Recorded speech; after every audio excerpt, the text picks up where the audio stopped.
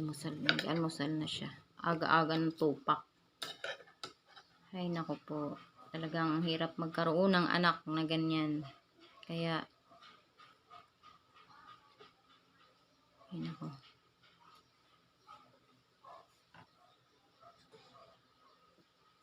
Sit down na dun sa way, mag-eat ka na. Huwag ka na gumaya sa ate mong pasaway.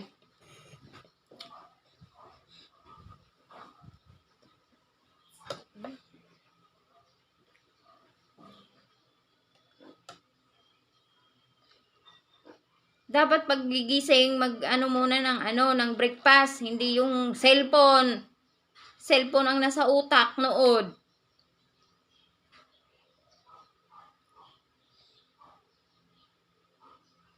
Aba, abuso ah. Walang magsi-cellphone ngayong araw ha?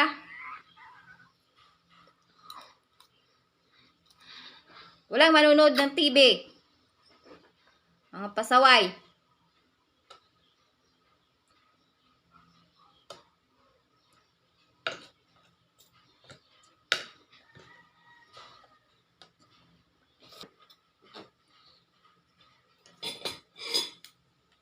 Aga-aga, cellphone.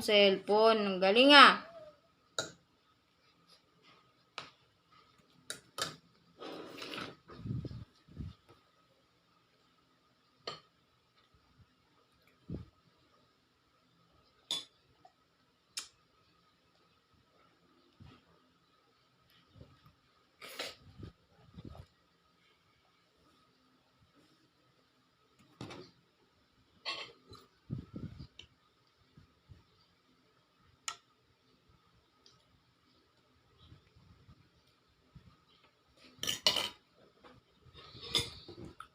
Gusto mo to, Zoe?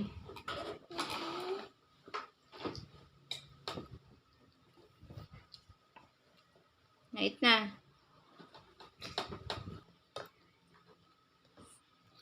Pagkatapos mag-eat, magdodrawing, magsusulat ng name ha. Wala, mag-i-school na.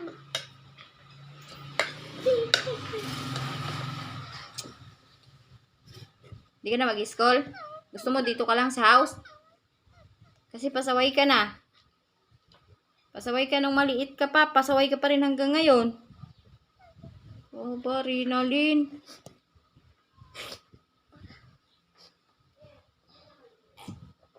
Puro cellphone ha.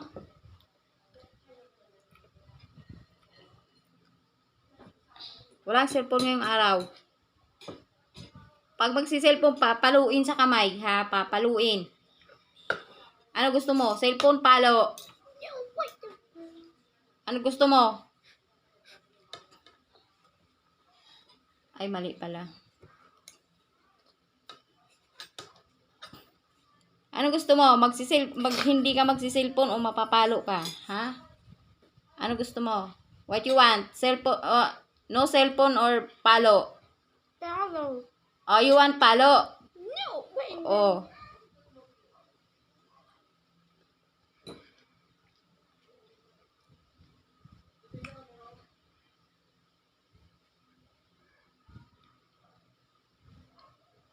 Dapat pag wake up ng morning, prepare your breakfast. Kasi you're so big na. Di na lang puro mami. Big ka na, marunong ka na mag-prepare ng breakfast mo. Lagi ka na lang, mami.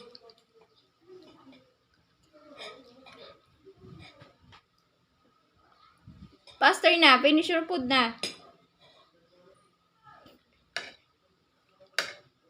So we eat eat ka na ng food.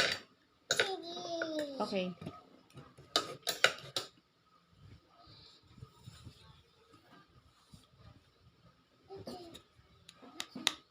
Kailangan pa may pamalo na kaharap bago magkakain ha.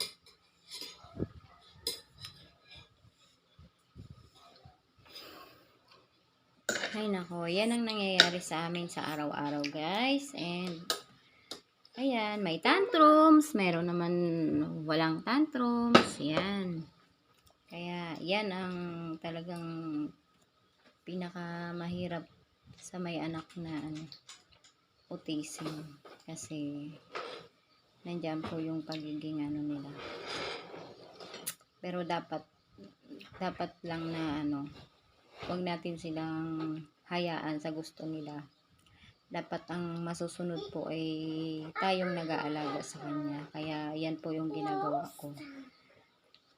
Mahirap kasi na susundin yung gusto nila kasi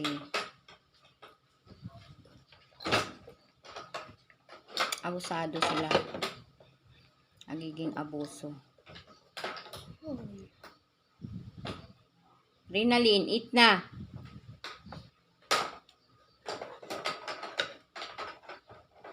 Nag-cellphone kasi siya kagabi. Kaya gusto niya mag-cellphone na naman ngayon. Hindi pwede yung ganun. One time. Okay. Anong done? Ang dami mo pang food. Anong done ka dyan?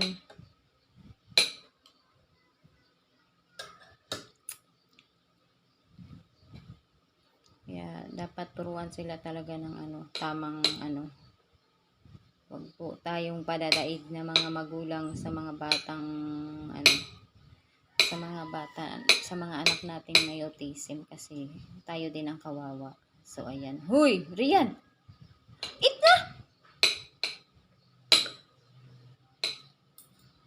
Nagmamatigas si Rina dun. Akala niya masusunod siya.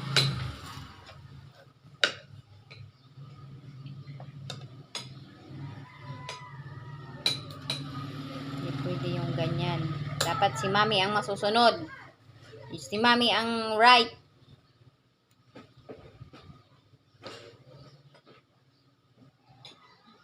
Tatantrums kala mo. Yan talaga yung pinaka mahirap na part. Yung pag nagtatantrums po sila kasi yan. Yung iba sinasaktan yung sarili, yung iba naman iba-iba po yung nila.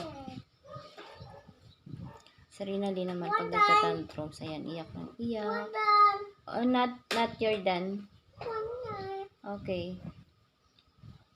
Eat ka na, dali na. Para finish ka na. Si ate, magpipinish na si ate, Dali na para pag finish na kayo, magdo-drawing kayo ni ate. Yes, magko-color kayo. Sige na, faster. Eat first. Diba, ganito lang kami sa araw-araw, guys.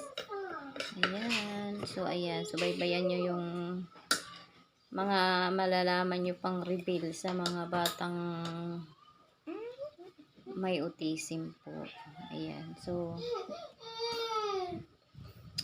mamaya na. So, naman. Diba sabi ko mag-eat muna. Mamaya na magdo-drawing.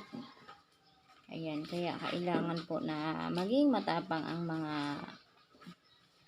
nag-aalaga sa kanila dahil hindi pwedeng madadaigdang na sila lang ang masusunod. So, ayan. Kaya ginagawa ko to para malaman nyo yung hindi ako nahihiya, hindi ko ikakahiya na may anak akong ganyan. So, kailangan ko siyang para at least malaman ko din yung ibang mga ng mga ibang bata. Kaya ginagawa ko to